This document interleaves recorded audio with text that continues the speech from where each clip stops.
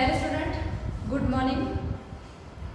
आणि या ठिकाणी आपण सेकंड चॅप्टर जे होतं ते स्टार्ट केलं होतं या ठिकाणी, बरोबर.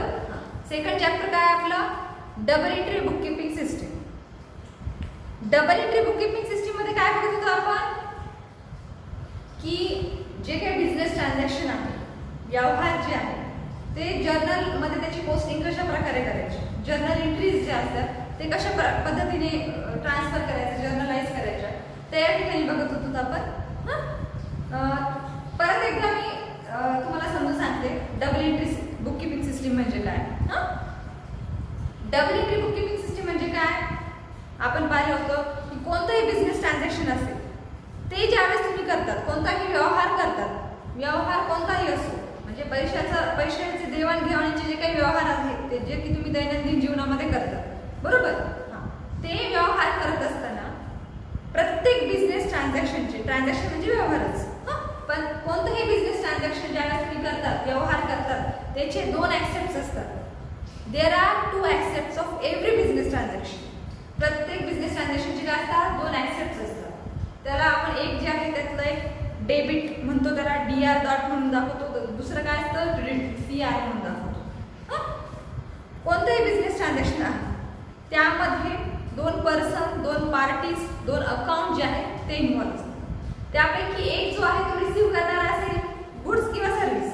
बिझनेस ट्रान्झॅक्शन कशा पद्धतीने करतो आपण, व्यवहार कशा पद्धतीने करतो, एखादी सर्व्हिस पेड करतो किंवा मग एखादी वस्तू गुड्स जे आहे ते पेड करून व्यवहार करत असतो दैनंदिन जीवनामध्ये.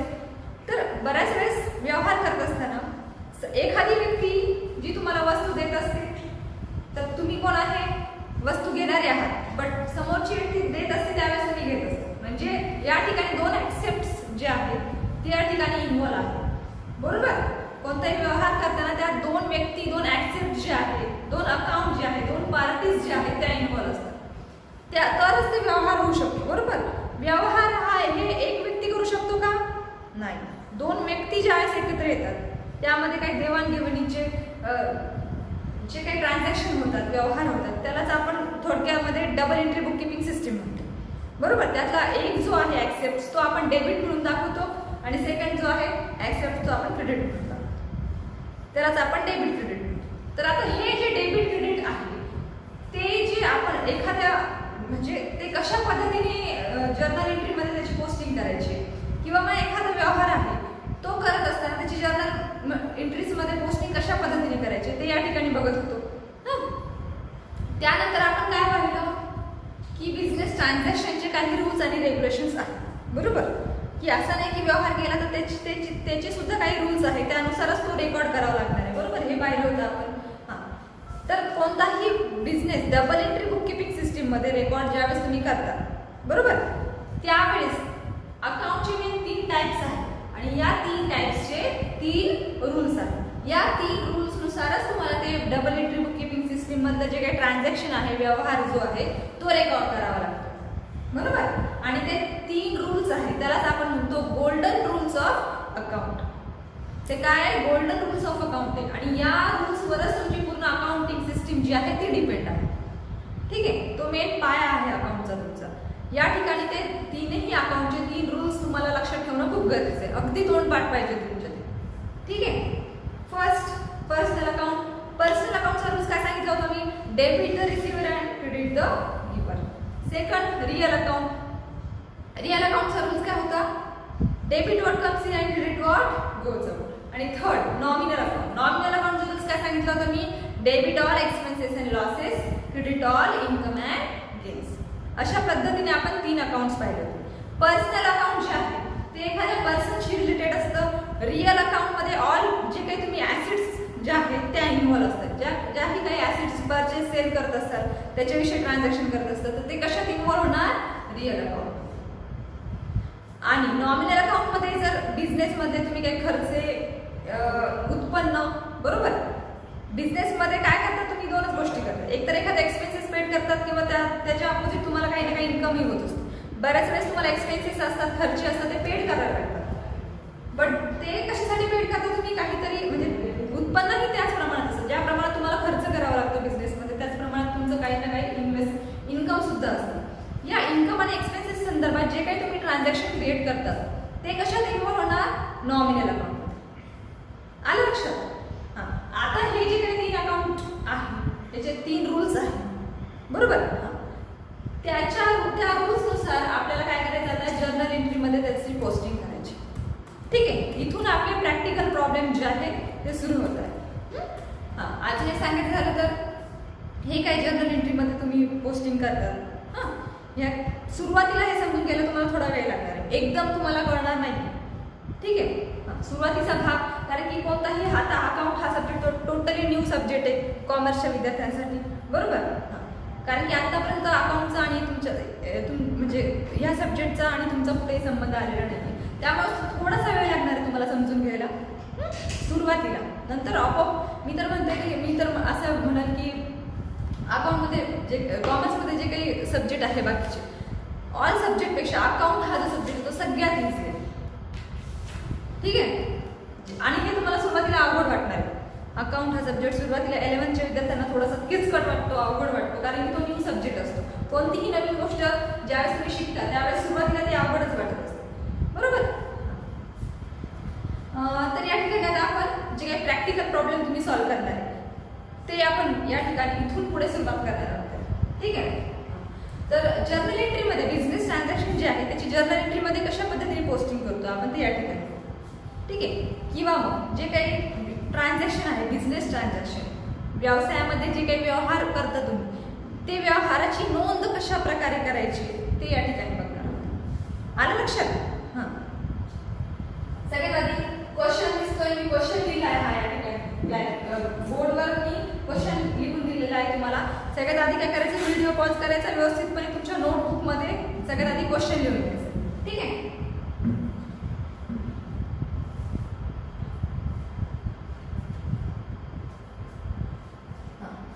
तर या ठिकाणी तुम्ही व्यवस्थितपणे क्वेश्चन लिहिला आहे. हां, आता काय आपण त्याचं सोल्युशन बघणार आहोत की हे काय या ठिकाणी आहे बघा. लक्षात घ्या, सगळ्यात आधी क्वेश्चन मी व्यवस्थितपणे समजून सांगते. आधी क्वेश्चन कळाल्यानंतर तुम्हाला आन्सर लिहिता येईल. काय सांगितलं? Generalized the following transaction. Transaction म्हणजे व्यवहार. हे जे काही खाली दिलेले व्यवहार आहेत, एखाद्या व्यवसायामध्ये जे काही व्यवहार होतात ते तुम्हाला व्यवहार दिलेले की या ठिकाणी अशाच प्रकारचा व्यवहार झाला, त्याचं काय करायचं? तुम्हाला जर्नलाइज करायचं, त्याचा रेकॉर्ड जर्नल एंट्रीज मध्ये पोस्टिंग करायचं तुम्हाला. ठीक आहे, तर या ठिकाणी काय दिलं? First transaction, Sanjay Cummins business with cash rupees 17,000. हां, संजय हा कमेन्स म्हणजे सुरू कर, कमेन्स किंवा स्टार्टेड. हे जे फर्स्ट ट्रान्झॅक्शन आहे, Sanjay Cummins business with cash 17,000, 17,000. काय सांगितलं की संजयने काय केला? बिझनेस कमेन्स केला, सुरू केला, स्टार्ट केला. 17,000, 70,000 रुपये इन्व्हेस्ट केली संजयने आणि बिझनेस सुरू केला. याचा मीनिंग अशा प्रकारे. आता याची जर्नल एंट्रीमध्ये पोस्टिंग कशा पद्धतीने करायची मी ते सांगणार आहे, बट फर्स्ट ट्रान्झॅक्शन जे आहे ते कॉमन असणार आहे तुमचं. ठीक आहे, कारण की कोणताही बिझनेस सुरू केल्याशिवाय त्याच्यामध्ये तुम्हाला व्यवहार करता येत नाही, बरोबर? सगळ्यात आधी काय करावं लागतं? तुम्हाला बिझनेस सुरू करावा लागतो. त्यामुळे फर्स्ट एंट्री ही कंपल्सरी सेम असणार आहे. स्टार्टेड बिझनेस विथ कॅश किंवा कमेन्स बिझनेस विथ कॅश. ठीक आहे, ही एंट्री कॉमन असणार आहे तुमची. नंतर काय सांगितलं? Rent paid cash rupees 5,000 to Amol. हां, रेंट पेड केले 5,000 कुणाला? अमोलला. बट हे 5,000 रेंट जे अमोलला पेड केले, कुणी पेड केले? संजय. कारण की आपण काय करतोय बघा, फर्स्ट एंट्री जी आहे, फर्स्ट एंट्रीमध्ये काय सांगितलं? संजयने काय केलं? बिझनेस सुरू केला. मग हे संजय जर बिझनेस स्टार्ट करत असेल तर संजयच्या बिझनेसमध्ये हे काय ट्रान्झॅक्शन होत आहे? व्यवहार होत आहे. येते लक्षात? मग संजय काय करतोय? रेंट पेड करतोय 5,000 रुपये कुणाला? टू अमोल. अमोलला पेड करतोय कोण? संजय. याचा मिनिंग असं होतं, म्हणजे संजय हा जो पर्सन आहे संजय, संजय हे सगळे ट्रान्झॅक्शन करतोय, हे व्यवहार कोण करतोय? संजय. येते लक्षात? आता नेक्स्ट मिनिंग सांगते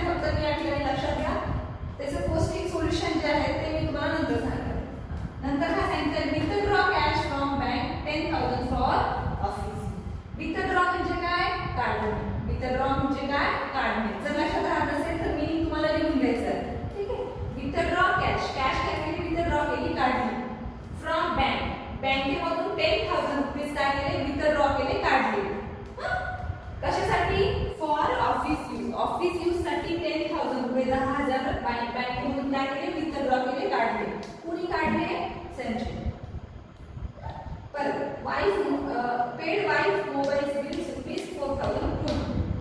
हे 4,200 रुपये जे मोबाईलचं बिल होतं कोणाच्या, संजयच्या वाईफचं. ठीक आहे, ते काय केलं त्याने, पेड केले. कुणी पेड केलं, संजय.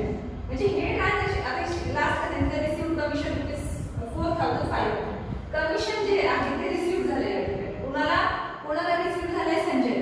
म्हणजे या ठिकाणी गोष्ट लक्षात घ्यायची आहे, ट्रान्झॅक्शन तुम्ही कोणाच्या बुक्समध्ये करताय, संजय.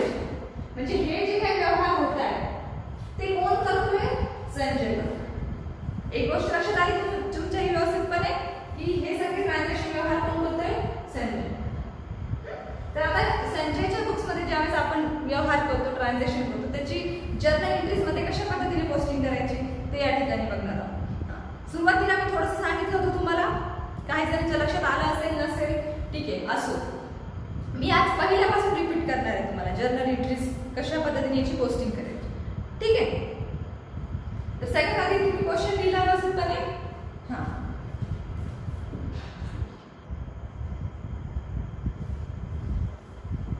तर या ठिकाणी आता आपण सोल्युशन बघणार आहोत. आधी मी जो लिहून दिला तो काय होता, क्वेश्चन होता. ठीक आहे, तर या ठिकाणी सोल्युशन त्याचं काय करायचं, तुम्हाला जर्नलमध्ये त्याची पोस्टिंग करायची. आधी जे दिले तुम्हाला मी ते बिझनेस ट्रान्झॅक्शन होते. ठीक आहे, हां, तर या ठिकाणी आपण आता त्या बिझनेस ट्रान्झॅक्शनची नोंद करणार आहोत जर्नलमध्ये. त्याच्यावर रेकॉर्डिंग कशात करणार आहोत, जर्नलमध्ये. फर्स्ट अशा पद्धतीने तुम्हाला फॉर्मॅट जो आहे जर्नल एंट्रीचा तयार करायचा. फर्स्ट कॉलम असणार आहे डेटचा. जर क्वेश्चन मध्ये फर्स्ट, आता या क्वेश्चन मध्ये कसं first, second, third, fourth, fifth number दिलाय तुम्हाला, त्याच्याऐवजी बऱ्याच वेळेस तुम्हाला डेट दिल्या जाते. हां, की ह्या महिन्यात बिझनेस स्टार्ट केला, 1/4/5 असेल ही एंट्री, 1/4/5 ला झाली, 1/5/6 ला झाली आहे, एक्सेट्रा जी काही डेट असेल. तर या ठिकाणी जर तुम्हाला डेट दिल्या गेली तर तुम्ही काय करणार, या ठिकाणी डेट लिहिणार, अदरवाइज नंबर लिहायचे. सेकंड कॉलम जो आहे तो पर्टिक्युलरचा आहे. पर्टिक्युलरच्या कॉलम मध्ये काय करणार, तुम्ही डेबिट कोणत्या अकाउंटला दाखवायचं आणि क्रेडिट कोणत्या अकाउंटला दाखवायचं ते या ठिकाणी शो करणार. त्यानंतर एक कॉलम राहिला इथं LF चा, LF त्याला आपण म्हणतो LF म्हणजे काय, लेजर फोलिओ. ठीक आहे, हां, या कॉलमची, हा जो सगळ्यात लहान कॉलम दिसतो तुम्हाला, त्या कॉलमची तुम्हाला सध्या तरी प्रॅक्टिकल प्रॉब्लेम ज्यावेळेस तुम्ही सॉल्व्ह करता त्यावेळेस कुठेही गरज पडत नाही. कारण की LF ची गरज जी आहे, या कॉलमची गरज केव्हा पडते, ज्यावेळेस तुम्ही प्रॅक्टिकली काम करताय त्यावेळेस. आता जसं की तुमचा जर्नल एंट्रीमध्ये हे बिझनेस ट्रान्झॅक्शन जे आहे, जर्नल एंट्रीजमध्ये त्याचं रेकॉर्डिंग झाल्यानंतर त्याची पोस्टिंग तुम्हाला लेजरमध्ये करावं लागते. आणि लेजरमध्ये ज्यावेळेस तुम्ही पोस्टिंग करता, नेक्स्ट चॅप्टर आपला लेजर असेल. हां, तर लेजरमध्ये ज्यावेळेस त्याची पोस्टिंग करत तुम्ही त्यावेळेस त्या लेजरचा नंबर या ठिकाणी तुम्हाला द्यावा लागतो. सो इथं तुम्हाला त्याची काही गरज नाही, बट कॉलम जो तुम्हाला तो दाखवावा लागणार. इथं तुम्हाला त्याचा काही यूज नाही, बट हा LF चा कॉलम जो आहे तो कंपल्सरी दाखवावा लागणार. त्यानंतर काय, debit rupees and credit rupees. डेबिटची अमाऊंट डेबिटला लिहिणार, क्रेडिटची अमाऊंट क्रेडिटला लिहिणार. ठीक आहे, हां, आता मी पहिल्यापासून सांगते. फर्स्ट ट्रान्झॅक्शन काय आपलं, सगळ्यात वरती दिलंय जर्नलाइज द फॉलोइंग ट्रान्झॅक्शन. त्यामध्ये फर्स्ट काय, Sanjay comments business with cash ₹17,000. हे आपलं फर्स्ट ट्रान्झॅक्शन. बरोबर, ही संजयने काय केले, 17,000 इन्व्हेस्ट केले आणि बिझनेस स्टार्ट केला. हां, तर ज्यावेळेस तो बिझनेस स्टार्ट करणार तर त्याच्याकडे काय येणार आहे, या ठिकाणी कॅश येणार आहे. बरोबर, मग या दोन अकाउंट इन्व्हॉल्व आहे, कॅशचे. आणि ज्यावेळेस बिझनेस तो सुरू करतो किंवा मग एखादा पर्सन बिझनेस सुरू करण्याच्या अगोदर टोटल अमाऊंट ज्यावेळेस बिझनेसमध्ये इन्व्हेस्ट करतो आणि बिझनेस स्टार्ट करतो त्या अमाऊंटला काय म्हणतो आपण, कॅपिटल म्हणतो. हे मी तुम्हाला प्रिव्हियस पिरियडमध्ये सगळ्यात आधी सांगितलं होतं, कॅपिटलची डेफिनेशन दिली होती. ठीक आहे, ही जी जर्नल एंट्रीज आहे फर्स्ट ती थोडीशी डिफरन्स आहे. तर दुसरा अकाउंट जे आहे ते कोणतं इन्व्हॉल्व आहे, याच्यात कॅपिटल. बिझनेस सुरू करता तुम्ही कोणताही, त्यावेळेस तुम्ही कोणत्या उद्देशाने सुरू करता बिझनेस, प्रॉफिट मिळवण्यासाठी, नफा मिळवण्यासाठी, प्रॉफिट अर्न करण्यासाठी तुम्ही कोणताही बिझनेस जो आहे तो सुरू करत असता. आता या ठिकाणी सुद्धा संजय ज्यावेळेस 17,000 इन्व्हेस्टमेंट करून बिझनेस स्टार्ट करतो तर त्याच्याकडे येणार काय आणि जाणार, त्याच्याकडे येणार काय, रिसिव्ह काय होणार. आता हा कोण, हे जे ट्रान्झॅक्शन कशाशी पर्सनल अकाउंट. पर्सनल अकाउंटचा रूल्स काय? Debit the receiver and credit the giver. जे काही तुम्हाला रिसिव्ह करणारा जो काय आहे त्याचं अकाउंट डेबिट दाखवायचं आणि क्रेडिट कशाचं दाखवायचं अकाउंट गिव्हर. जे काही जो कोणी देणारा आहे त्याचं अकाउंट क्रेडिट दाखवायचं. हां बरं ठीक आहे. असं ज्यावेळेस तुम्ही बिझनेस स्टार्ट करता तुमच्याकडे काय येणार? कॅश. बरोबर. डेबिट. आता हे कॅश जे अकाउंट आहे मला सांगा याचे दोन अकाउंट इन्व्हॉल्व आहेत. एवढं तर कळालं तुम्हाला. बिझनेस स्टार्ट करता त्यावेळेस कशा काय ना तुमच्याकडे जाणार कॅश येणार आणि तुमचं कॅपिटल भांडवल हळूहळू जाणार आणि तुमच्याकडे कॅश. बरोबर. इथपर्यंत क्लिअर झालं तुम्हाला. म्हणजे या दोन अकाउंट इन्व्हॉल्व कॅश आणि सेकंड कॅपिटल. तुम्हाला मी सगळ्यात आधी जो चार्ट लिहून दिला होता त्यामध्ये सांगितलं होतं बघा. नसेल लक्षात राहता तुम्ही तो चार्ट बघा परत एकदा. जर त्याच्यात बघत असताल तर तुम्ही आता कॅश जे आहे ते काय आहे कोणत्या अकाउंटमध्ये मोडते? Personal real nominal. कॅश काय तुमची ऍसेट. कॅश काय ऍसेट्स आणि ऍसेट संदर्भात जे काही ट्रान्झॅक्शन करतात ते कशात मोडतात? Real account. म्हणजे कॅश कशात मोडणार? रिअल. नंतर कॅपिटल कशात मोडतंय? Personal account. मी चार्ट मध्ये तुम्हाला सगळ्यात आधी पर्सनल अकाउंट मध्ये काय काय येतं ते सांगितलंय. Drawing and capital. कॅपिटल कशात मोडणार? पर्सनल. आता हे लक्षात आलंय तुम्हाला इथपर्यंत. ठीक आहे. सुरुवातीला तुम्हाला असंच करावं लागेल. नंतर आपण तुम्हाला लक्षात येईल की डेबिट कशाला करायचं क्रेडिट कशाला करायचं. ठीक आहे. आता हे लक्षात आलं की कॅश रिअल अकाउंट आहे. तर मग आता दुसरा क्वेश्चन काय पडतो तुमच्या समोर की अकाउंट डेबिट आणि क्रेडिट कशाला यायचं? याचं अकाउंट डेबिट दाखवायचं का याचं अकाउंट डेबिट दाखवायचं? किंवा मग याचं अकाउंट डेबिट असेल तर याचं क्रेडिट असेल का? किंवा याचं क्रेडिट असेल तर याचं डेबिट असेल? आता डेबिट क्रेडिट कशाला द्यायचं हा प्रश्न आला. बरोबर. हां तर मला सांगा कॅश जे आहे ते कशाशी रिलेटेड आहे? कोणत्या अकाउंटशी? रिअल अकाउंटशी. रिअल अकाउंटचा रूल्स काय म्हणतो? Debit what comes in and credit what goes. जे काही तुमच्या बिझनेस मध्ये येत आहे त्याचं अकाउंट दाखवा डेबिट असं सांगतात रिअल अकाउंटचा रूल्स. मग ज्यावेळेस संजय बिझनेस सुरू करतोय त्यावेळेस त्याच्या बिझनेस मध्ये कम्स इन काय होणार? Debit what comes in. कोण सांगतो? रिअल अकाउंटचा रूल्स. तर ज्यावेळेस संजय बिझनेस स्टार्ट करतो त्याच्या बिझनेस मध्ये काय येणार? कॅश.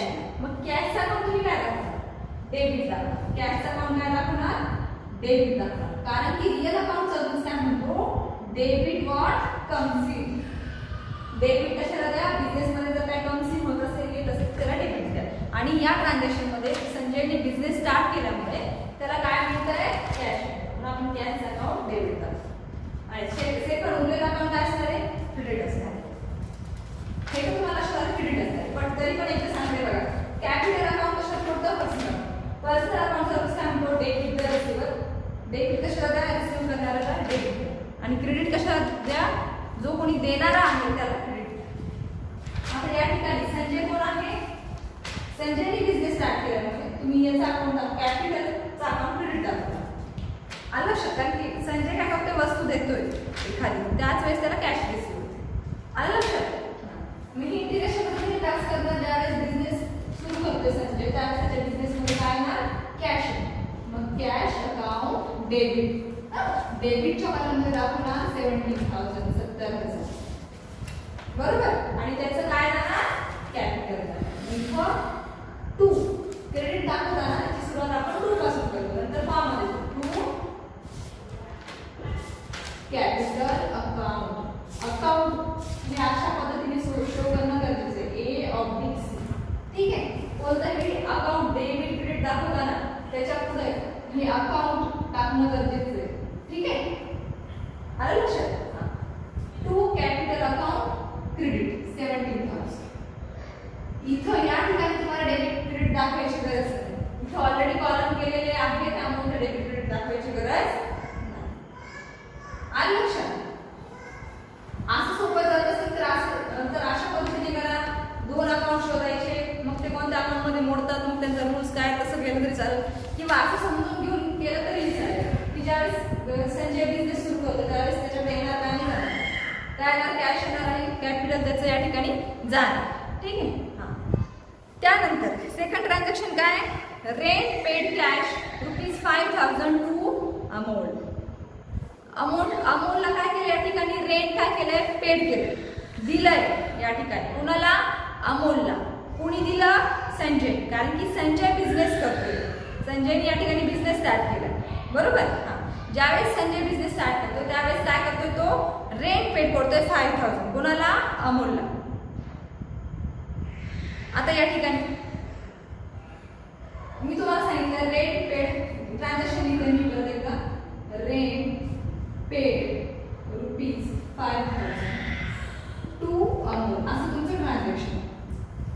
या ठिकाणी दोन अकाउंट इक्वल आहे ते या ठिकाणी ओळखायचं. किंवा ट्रान्झॅक्शन मध्ये होतं काय की ज्यावेळेस रेंट पेड करावं लागतं, म्हणजे इथे काय होतं, मला रेंट पेड करतोय कोण, संजय काय करतोय, रेंट पेड करतोय. म्हणजे रेंट ज्यावेळेस तो पेड करतो त्यावेळेस त्याला काय होतो, इथं एक्सपेन्सेस होतोय. रेंट पेड केल्यामुळे त्याला खर्च काय करावा लागतोय, द्यावा लागतोय, बरोबर. त्याला रेंट रिसीव्ह झाला असतं तर त्याचं काय असतं, इन्कम असतं. बट या ठिकाणी त्याला रेंट पेड करावा लागतोय, म्हणजे हा काय त्याचा एक्सपेन्सेस आहे आणि खर्च. आणि खर्चाचा अकाउंट काय दाखवतो आपण, काय दाखवतो खर्चाचा अकाउंट, डेबिट दाखवत असतो. कारण की नॉमिनल अकाउंट चालून सांगतो, जर कोणत्या कारणास्तव जर बिझनेसमध्ये तुम्हाला खर्च द्यावा लागतोय, खर्च पेड करावा लागत असेल तर त्या खर्चाचं अकाउंट तुम्ही दाखवायचं आहे डेबिट. आलं लक्षात. हां, मग इथे या ठिकाणी रेंट पेड करतोय कोण, संजय. संजय काय करतोय, रेंट पेड करतोय कुणाला, अमोलला. तर या ठिकाणी काय होतं, त्याला एक्सपेन्सेस पेड करावं लागतं. एक्सपेन्सेसचं अकाउंट आपण नेहमी डेबिट दाखवतो. लक्षात ठेवायचं आहे, एक्सपेन्सेसचं अकाउंट काय दाखवणार, डेबिट. तर या ट्रान्झॅक्शन मध्ये मला सांगा की कोणता खर्च होतोय तुम्हाला, रेंट.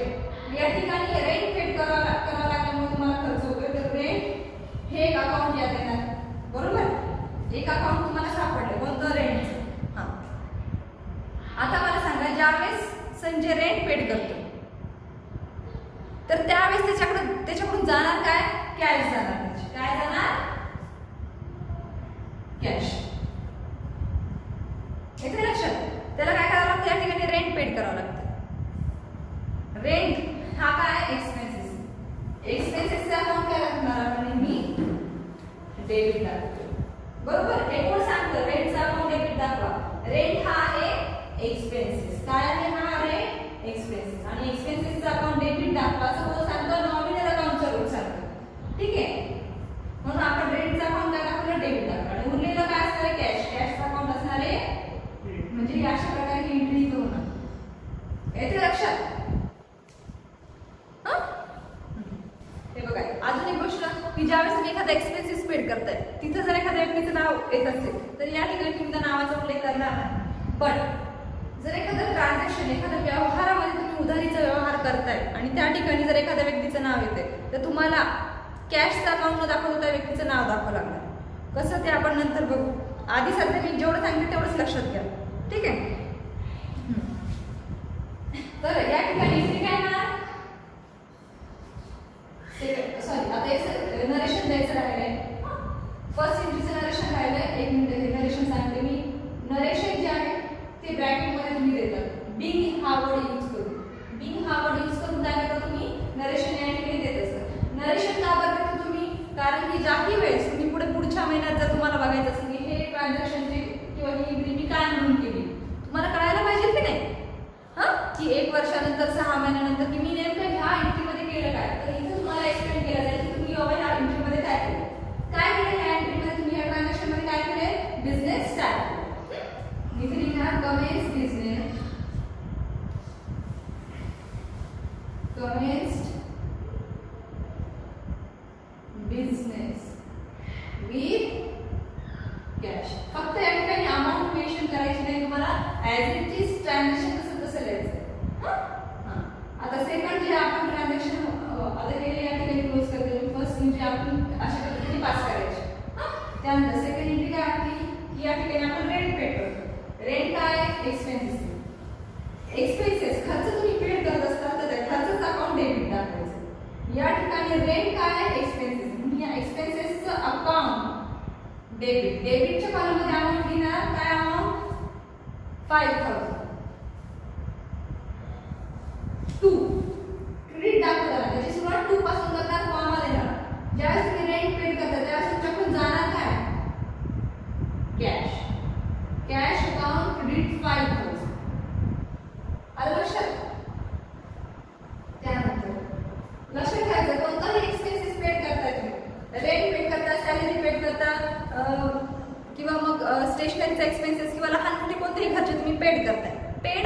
शब्द आला, हा वर्ड आला पेड, की समजा त्या ठिकाणी तुम्हाला एक्सपेन्सेस पेड करावं लागतं, त्यामुळे त्या एक्सपेन्सेसचं अकाउंट त्यावेळेस तुम्ही डेबिट दाखवला.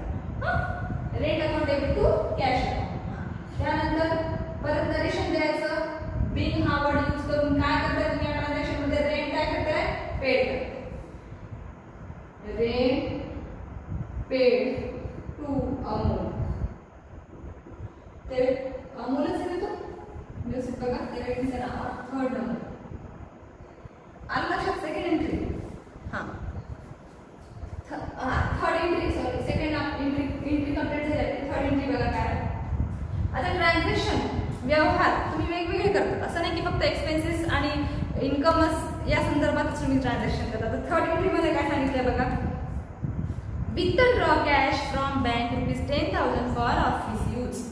काय सांगितलं? विथड्रॉ म्हणजे काय? काढणे. विथड्रॉ म्हणजे काय? काढणे. तुम्ही काय करता? ₹10,000 ₹10,000 कॅश बँकेतून विथड्रॉ करताय, काढताय. बरोबर. बँकेत जाता त्यावेळेस तुम्हाला विथड्रॉ स्लिप जी आहे ती पे करावं लागते, भरावं लागते, हो की नाही? म्हणजे बऱ्याच वेळेस बँकेतून तुम्ही काहीतरी कॅश काढत असतात. ते सुद्धा त्या ठिकाणी सुद्धा तुम्ही ट्रान्झॅक्शन करताय, व्यवहार करताय. तो सुद्धा काय एक प्रकारचा व्यवहार आहे. ठीक आहे, लक्ष ठेवायचं. बँकेतून जर तुम्ही पैसे काढत असेल, विथड्रॉ करत असेल किंवा डिपॉझिट करत असेल, जमा करत असेल बँकेमध्ये, तर तो काय तुमचा एक ट्रान्झॅक्शनचाच भाग आहे. बिझनेस ट्रान्झॅक्शनच आहे ते सुद्धा. या ठिकाणी काय करता तुम्ही? 10,000 काय करताय? विथड्रॉ करताय बँकेमध्ये. आता या ठिकाणी डेबिट क्रेडिट कशाला देणार? कारण की आता पर्सनल सुद्धा पर्सन्स जे आहे ते सुद्धा इन्व्हॉल्व नाहीये, ऍसेटशी रिलेटेड तर नाहीये ट्रान्झॅक्शन. या ठिकाणी लक्षात घ्यायचं अगदी सोपी. ज्यावेळेस तुम्ही बँकेतून पैसे काढताय ते तुमच्याकडे येणार काय आणि तुमच्याकडून जाणार. ज्यावेळेस बँकेतून तुम्ही पैसे काढणार तुमच्याकडे काय येणार? कॅश येणार. मग कॅशचं अकाउंट तुम्ही डेबिट करा. कॅशचं अकाउंट काय करणार? डेबिट करा. अमाऊंट आहे 10,000. हे तर क्लिअर झालं की बँकेतून जर तुम्ही कॅश विथड्रॉ करताय, काढताय, तर तुमच्याकडे येणार काय? कॅश. बट क्रेडिट कशाचं अकाउंट दाखवणार? क्रेडिट दाखवणार टू बँक. बँकेचं अकाउंट या ठिकाणी क्रेडिट दाखवणार. आता तुम्ही म्हणताल बँकेचं अकाउंट क्रेडिट कसं दाखवणार? तर या ठिकाणी सगळ्यात ही एंट्री अशा पद्धतीने पास करायची. आता ही अशा पद्धतीने का पास करायची? आता हे बघा, बँकेतून ज्यावेळेस तुम्ही कॅश विथड्रॉ करता, काढता, त्यावेळेस तुम्हाला दोन अकाउंट ओळखायचे. कोणकोणते? कॅश. तुम्ही कॅश काढता, तुमच्याकडे कॅश आहे. बट तुम्हाला पर्सनल अकाउंटचा रूल्स आठवतोय का? पर्सनल अकाउंटचा रूल काय म्हणतोय? Debit the receiver and credit the giver. Credit the giver. जो कोणी व्यक्ती तुम्हाला देत आहे त्याचं अकाउंट तुम्ही काय दाखवणार? क्रेडिट दाखवणार. Credit the giver. जो व्यक्ती तुम्हाला देतोय त्याचं अकाउंट दाखवणार क्रेडिट. बरोबर. तर कोण पैसे देतोय तुम्हाला या ठिकाणी? पर्सन देतोय काय एखादा ना, त्या ठिकाणी तुम्हाला बँक जी आहे ती पैसे देते. बँक सुद्धा काय आहे? पर्सन. बरोबर. या ठिकाणी तुम्हाला सगळ्यात आधी चार्ट जो एक्सप्लेन केला होता त्यात सुद्धा सांगितलं होतं. एखादी ऑर्गनायझेशन असेल, संस्था असेल, ठीक आहे, जर ती तुम्हाला जर कॅश पेड करत असेल तर ते सुद्धा पर्सनल अकाउंट मध्येच इन्व्हॉल्व होणार. तर या ठिकाणी बँक सुद्धा काय आहे? पर्सन आहे. ती तुम्हाला पैसे देत आहे, त्यावेळेस तुम्हाला कॅश दिसतो. आलं लक्षात? या ठिकाणी तुम्ही काय करताय? पैसे काढताय. काय करताय? पैसे विथड्रॉ करताय. विथड्रॉ म्हणजे काढताय या ठिकाणी. त्यामुळे एंट्री अशी येणार, cash account debit to cash. पैसे काढतात. पण बऱ्याच वेळेस तुम्ही काय करता? हे समजून सांगण्यासाठी दिलं आहे. समजून सांगण्यासाठी खाली लिहून देते मी, कारण की तुम्हाला जिथं एक्सप्लेन केलं तर व्यवस्थितपणे लक्षात येईल म्हणून. ज्यावेळेस तुम्ही विथड्रॉ करता, पैसे काढता, त्याची एंट्री अशा पद्धतीने पास करणार. Cash account debit to bank. But असं होत नाही की बऱ्याच वेळेस तुम्ही बँकेतून पैसे विथड्रॉ करतात, काढतात. काही वेळेस डिपॉझिट सुद्धा करतात, जमा सुद्धा करतात. बरोबर. मग मला सांगा की जसं की तुम्ही बँकेतून पैसे काढतात, कॅश काढतात, विथड्रॉ करतात, त्यावेळेस एंट्री कशा पद्धतीने पास करतात? Cash account debit to bank. But जर तुम्ही बँकेमध्ये कॅश डिपॉझिट करताय, जमा करतात, त्याची एंट्री कशी करणार? अगदी याच्या ऑपोजिट करणार. Bank account debit to cash. काय करणार? Bank account debit to cash. अशा पद्धतीने त्याची एंट्री कॅश डिपॉझिट करताय. सॉरी, विथड्रॉ म्हणजे काढणे आणि डिपॉझिट म्हणजे जमा करणे. आलं लक्षात? विथड्रॉ करताना काय करणार, तुमच्याकडे कॅश येते पण जमा करायच्या वेळेस कॅश बँकेत जाते की नाही, कॅश गोळा होते. या दोन्हीकडे लक्ष ठेवायचं. विथड्रॉ आणि डिपॉझिट. बरोबर? या ज्या दोन एंट्री आहेत त्या कशाशी रिलेटेड आहे, बँकेशी. बँकेमध्ये बऱ्याच वेळेस तुम्ही एक तर डिपॉझिट करता किंवा विथड्रॉ करत असतात कॅश. तर ह्या एंट्री पण दोन वेगळ्या प्रकारच्या एंट्री लक्षात ठेवायचं. या ठिकाणी तुम्ही गुड्स किंवा सर्व्हिसेस संबंधी कोणताही ट्रान्झॅक्शन करत नाही आहात. आलं लक्षात?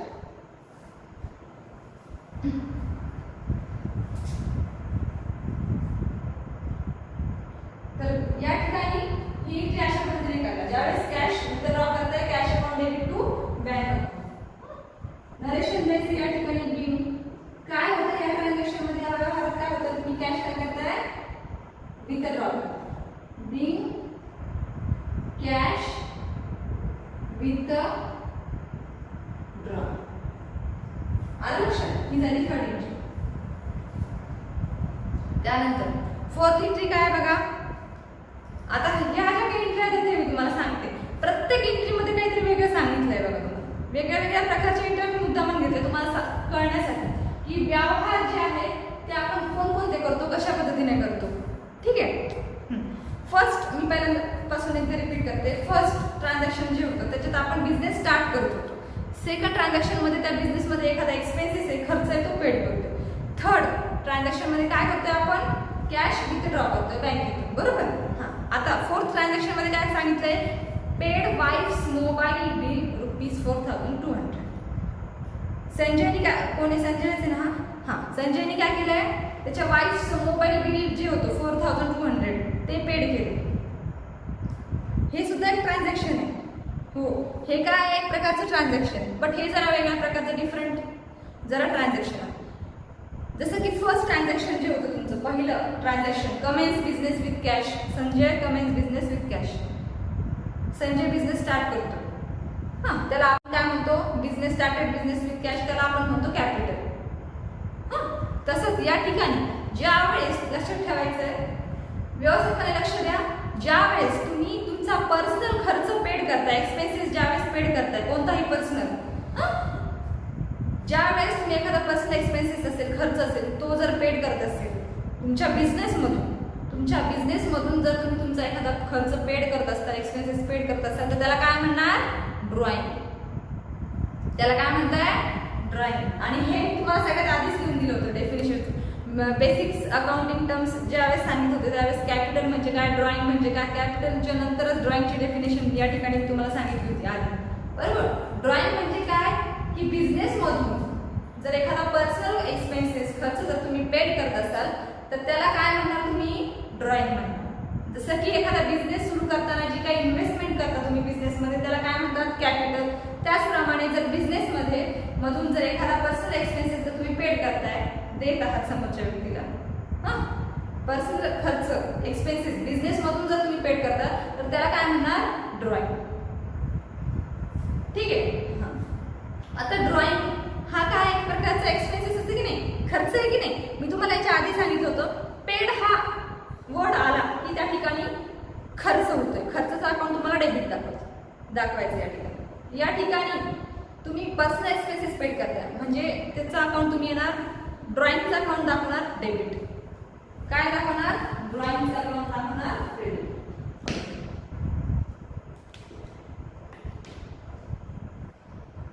अमाऊंट आहे 4,000.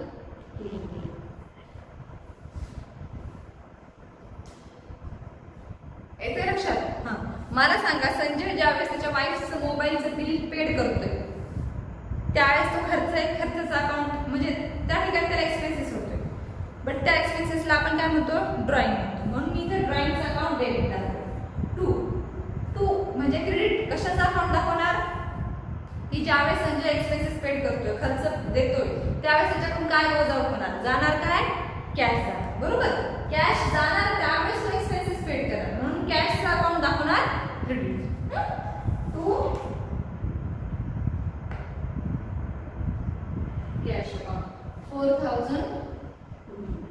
नरेशन काय देणार ॲज इट इज, जे ट्रान्झॅक्शन मध्ये दिले तेच. बीइंग पेड वाईफ्स मोबाईल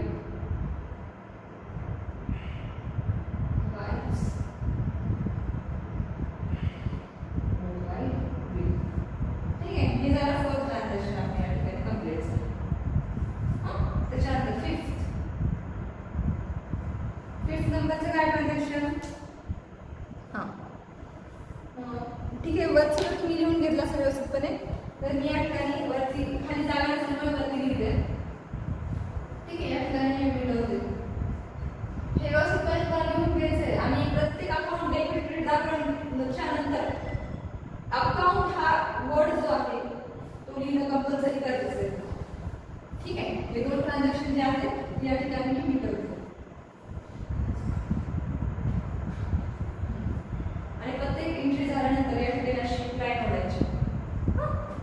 त्यानंतर परचेस गुड्स फ्रॉम सुनील ₹13,000. 13,000 रुपयाचे गुड्स काय केले परचेस केले. कुणाकडून सुनील. ट्रान्झॅक्शन बघा, purchase goods purchase goods from Sunil 13,000.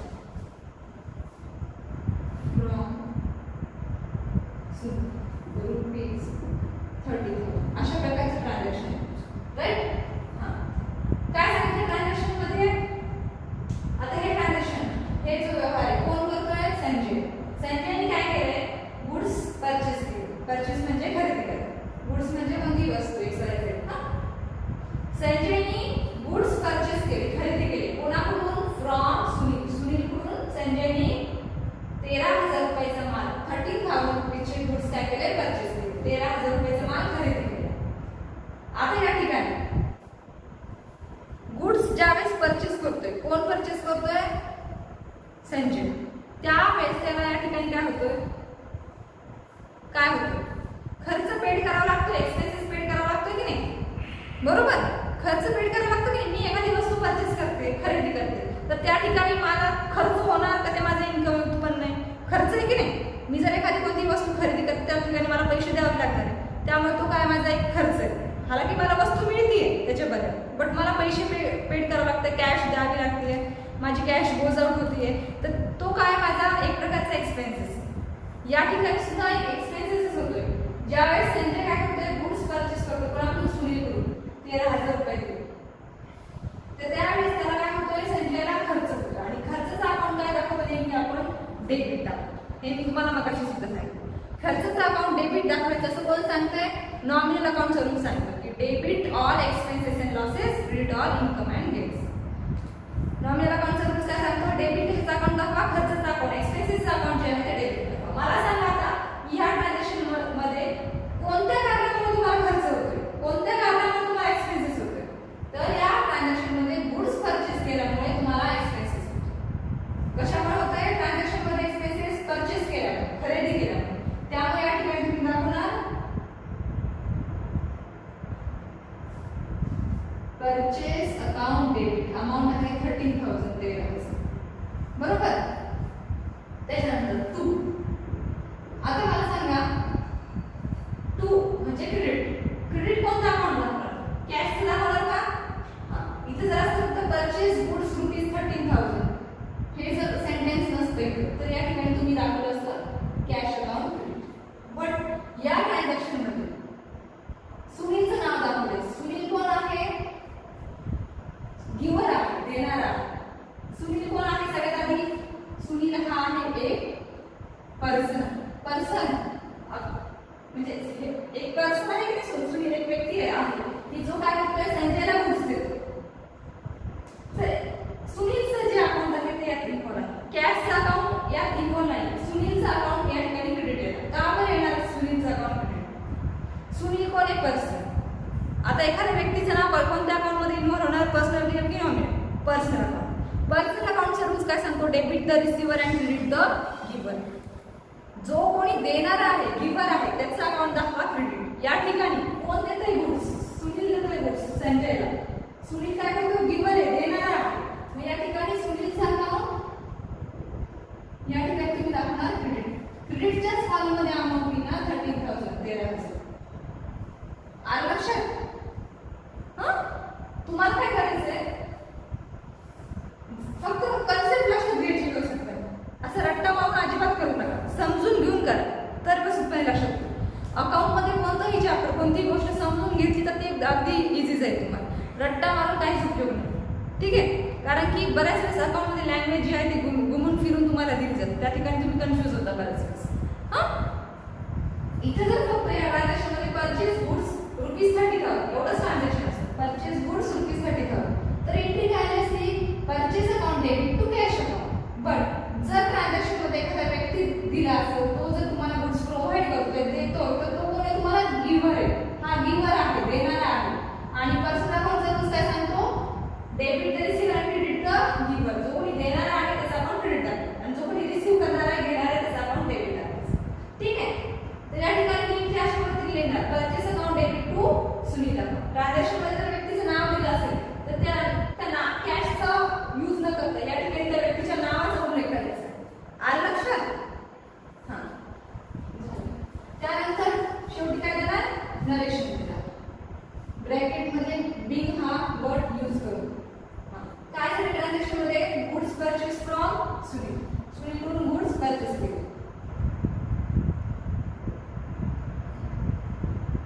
Goods purchase from Sunil. ठीक आहे? आलं लक्षात?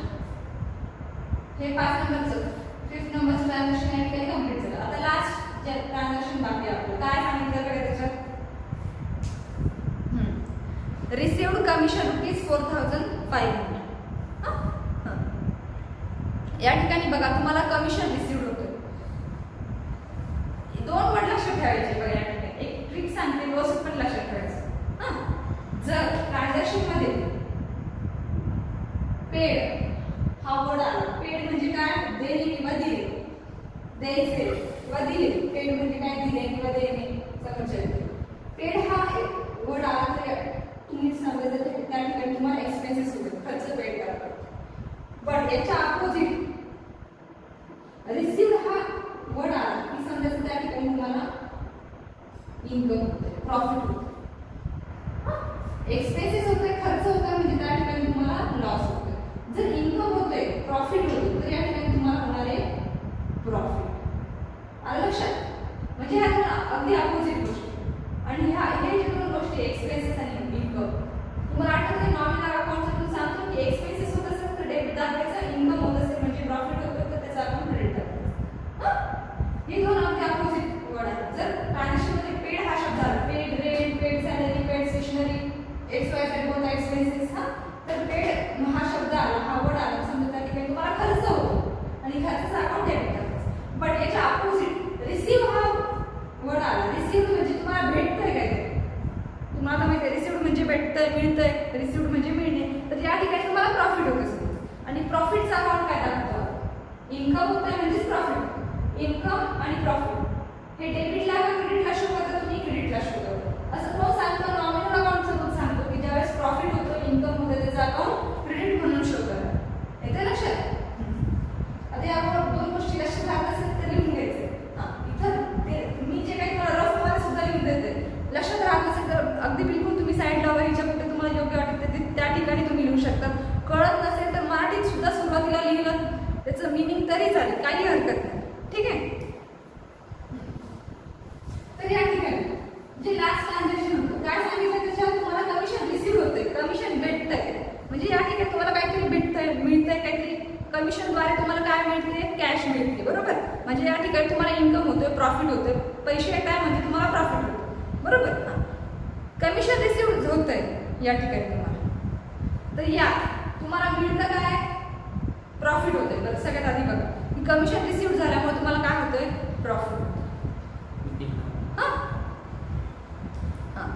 तर मला सांगा की ज्यावेळेस कमिशन रिसीव्ह होते तुम्हाला भेटतं काय, कमिशन रिसीव्ह होते, मिळतंय, तर तुम्हाला काय भेटतंय कमिशनच्या रूपामध्ये, काय भेटतंय, कॅश रिसीव्ह होते. मग इथं काय येणार, कॅशचं अकाउंट डेबिट टू. आता टू कशाचं ट्रान्झॅक्शनमध्ये बघायचं की तुम्हाला जर कमिशन मिळतंय बरोबर, तर त्या ठिकाणी तुमचं प्रॉफिट होतोय का लॉस होतोय?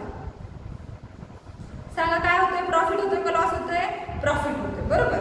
आणि प्रॉफिट होत असेल, इन्कम जर उत्पन्न तुम्हाला मिळत असेल तर प्रॉफिटचं किंवा इन्कमचं अकाउंट काय दाखवतो आपण? डेबिट का क्रेडिट दाखवतो? क्रेडिट दाखवतो बरोबर. तर मग क्रेडिट इथं कोणत्या कारणामुळे तुम्हाला इन्कम होतंय? कमिशन मिळाल्यामुळे इन्कम होतं की नाही बरोबर. कमिशन भेटतं तुम्हाला, त्याचमुळे तुम्हाला प्रॉफिट होतोय. तर मग इथे दाखवणार to commission account. Commission account amount किती बघा? 4200 आहे का? 4200 सॉरी 4500 4500 आलं लक्षात? शेवटी नरेशन देतात बिन कमिशन रिसीव्ह. पण या ठिकाणी आता मला सांगा की ज्यावेळेस तुम्हाला कमिशन रिसीव्ह होतं, एकतर दोन गोष्टी लक्षात ठेवायच्या. तुमच्याकडे एकदा कॅश येते कमिशनच्या रूपामध्ये आणि त्या ठिकाणी तुम्हाला प्रॉफिट होतो. प्रॉफिट कोणत्या कारणामुळे होतंय? कमिशन मिळाल्यामुळे तुम्हाला प्रॉफिट होतं. आणि ज्या वेळेस तुम्हाला प्रॉफिट होते, प्रॉफिटचा अकाउंट डेबिट दाखवता का क्रेडिट दाखवता? क्रेडिट दाखवतं. कोणत्या कारणामुळे तुम्हाला प्रॉफिट होते? कमिशन मिळाल्यामुळे तुम्हाला प्रॉफिट होतं, म्हणून कमिशनचं अकाउंट तुम्ही क्रेडिट दाखवा. आलं लक्षात? हां. बट याच्या अपोजिट मला सांगा की तुम्हाला जर कमिशन पेड करावं लागतं तर काय करणार? या ठिकाणी कमिशन पेड करावं लागतं. तर तुम्ही याच्या अगदी अपोजिट एंट्री होणार. कमिशनचा account debit to cash account. कमिशनचा अकाउंट डेबिट का होणार? कारण की ज्यावेळेस तुम्ही कमिशन पेड करताय त्यावेळेस खर्च तुम्हाला पेड करावा लागतो. खर्चाचा अकाउंट तुम्ही डेबिट करा आणि कमिशन पेड केल्यामुळे तुम्हाला काय होतंय? खर्च पेड करावा लागतो, एक्सपेन्सेस पेड करावा लागतो. त्यामुळे एक्सपेन्सेसचा अकाउंट डेबिट दाखवतात. असं कोण सांगते? Nominal account. आलं लक्षात? आणि ज्यावेळेस कमिशन पेड करतात तुमच्याकडून गोजाप का होणार? जाणार काय? कॅश जाणार. टू कॅश अकाउंट लिहिणार. केव्हा लिहिणार? अपोजिट एंट्री केव्हा करणार? ज्यावेळेस कमिशन पेड करतात. ज्यावेळेस कमिशन रिसीव्ह होतंय त्यावेळेस अशा पद्धतीने एंट्री करायची. बट ज्यावेळेस कमिशन तुम्ही पेड करताय त्यावेळेस त्याच्या अगदी अपोजिट एंट्री या ठिकाणी वाचणार. आलं लक्षात? शेवटी नरेशन काय देणार? बिन कमिशन रिसीव्ह. काय देणार? बिन कमिशन रिसीव्ह. बिन कमिशन रिसीव्ह. आलं लक्षात? हां. शेवटी काय करायचं तुम्हाला? सगळ्यात शेवटी मी जी काय डेबिटची आणि क्रेडिटची जी काय अमाऊंट दाखवली, आता तुमचं तर आता माझे म्हणजे अर्धा झाले त्यामुळे मला पूर्ण म्हणजे एंट्री माझ्या एका पेजवर बसली नाही. ठीक आहे? तुमचं व्यवस्थितपणे एका पेजवर आलं असेल. हां. या ठिकाणी डेबिट आणि क्रेडिटची टोटल ही अगदी सेम येणार आहे. खाली जी काय दोघांची टोटल होईल, दोघांची टोटल करायची आणि खाली लिहायची XYZ. आता जी काय टोटल येईल ती इथे लिहायची. दोन्ही साईडची टोटल ही इक्वली येणार, सेम येणार. ठीक आहे? आणि अशा पद्धतीने ती क्लोज करायची. खाली दोन रेषा ओढायच्या आणि वरती एक रेषा ओढायची आणि अशा पद्धतीने ती क्लोज करतात. या ठिकाणी ते टॅली होतंय म्हणजे दोन्ही साईडला असं बरोबर या ठिकाणी दोन्ही साईडची अमाऊंट जी आहे ती इक्वली येणार, बरोबर आहे. या ठिकाणी हा प्रॉब्लेम टॅली होतो बरोबर. आणि या ठिकाणी लक्षात ठेवायचं कोणतंही ट्रान्झॅक्शन करतात अमाऊंट जी आहे ती दोन्ही ठिकाणी इक्वली येणार. असं नाही की या ठिकाणी जास्त येणार या ठिकाणी कमी येणार असं अजिबात होणार नाही. दोन्ही साईडला डेबिटला सुद्धा आणि क्रेडिटला ॲज अ इक्वली अमाऊंट राहणार. आलं लक्षात? हां. थोडं थोडं लक्षात येत असेल. मला माहिती आहे की सुरुवातीला जरा जर्नल एंट्री समजून घ्यायला जरा वेळ लागत असतो विद्यार्थ्यांना. ठीक आहे? हळूहळू कन्सेप्ट जी आहे ती तुमच्या लक्षात येईल अगदी व्यवस्थितपणे. अँड आय एम शुअर तुम्हाला व्यवस्थितपणे जर्नल एंट्री लक्षात येईलच, फक्त थोडासा वेळ लागणार. हां. ॲज अ विद्यार्थी ॲज अ स्टुडंट मी तुम्हाला समजून घेऊ शकते, त्यामुळे सांगते. कळत असेल तर चांगली गोष्ट आहे, पण बऱ्याच विद्यार्थ्यांना सुरुवातीला कळत नाही, थोडा समजायला वेळ लागतो. ठीक आहे? तर आज मी तुम्हाला जे काही सांगितलं व्यवस्थितपणे जर्नल एंट्रीची पोस्टिंग कशा पद्धतीने करायची ती व्यवस्थित असली तुम्ही परत एकदा बघायचं व्यवस्थितपणे आणि समजून घेण्याचा प्रयत्न करायचा. हां.